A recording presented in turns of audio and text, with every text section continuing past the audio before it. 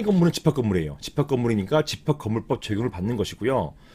제24조 보시면 관리인 선임이라고 되어 있고 구분 소유자가 10명 이상일 때는 관리인 선임해야 되는 것이고 제4항에 요게 2012년 12월 법 개정으로 들어온 규정이에요. 무려 10년이 지났습니다.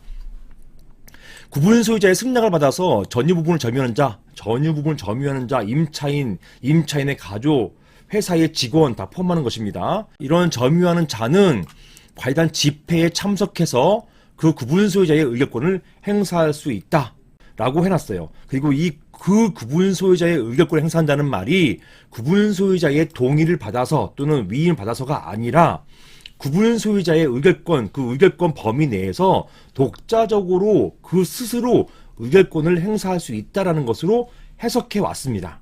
그 구분 소유자의 의결권을 행사한다 이게 되기 때문에 한 사람이 여러 개의 호실을 가지고 있고 여러 개의 호실의 임차인이 다 달라요.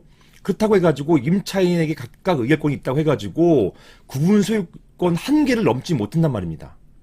왜냐면 어차피 구분 소유자가 한 명이기 때문에 임차인들이 의결권을 행사할 수는 있지만 그 전체 머릿수는 구분 소유자 한 명 이걸 넘지 못한단 말이에요. 그냥 한 명 이내에 한 명이에요. 그게 바로 이런 뜻입니다.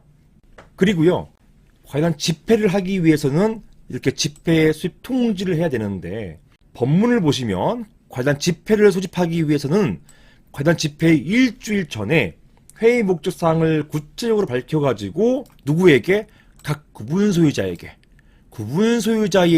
통지해야 된다라고 되어 있어요.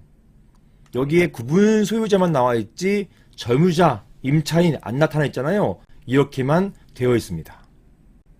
자, 이게 문제가 된 것이에요. 다음을 보실게요. 자, 이 사항 같은 경우 정리해보자면 2012년 집합건법 개정으로 임차인 같은 점유자에게도 의결권을 부여했습니다. 이렇게 임차인 같은 점유자에게 의결권을 부여한 게 전체 그냥 다 모든 경우에 부여한 게 아니고 세 경우에 부여했어요. 그게 뭐냐? 관리인 선임, 관리위원 선임, 그리고 고용부문 관리에 관한 부분입니다.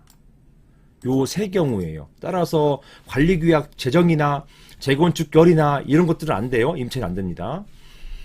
따라서 의결권, 특히 관리인, 관리위원 선임에 있어서는 선거권 보장을 위해서 점유자에게도 관련 집회 수입 통지하는 것이 옳다는 견해가 있을 수 있죠. 사실은 저도 그렇다고 생각이 돼요. 왜냐하면 선거권은 부여해놓고서는 그 사람들이 집회가 과연 있는지 없는지조차 모르게 만드는 거, 이건 부당하잖아요.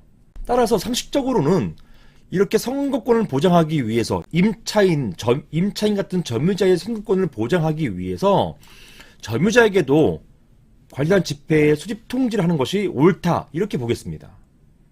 하지만 아직까지 법원은 이 법문 규정 자체에 구분 소유자만 나타나는 것이지 점유자 임차인이 없잖아요. 이렇게 법원은 법문 규정이 구분 소유자에게 통지하도록 되어 있기 때문에 이거 근거로 해가지고 설사 점유자에게 통지를 하지 않았다 하더라도 이것 자체를 위협하는 것으로 판단하지는 않습니다.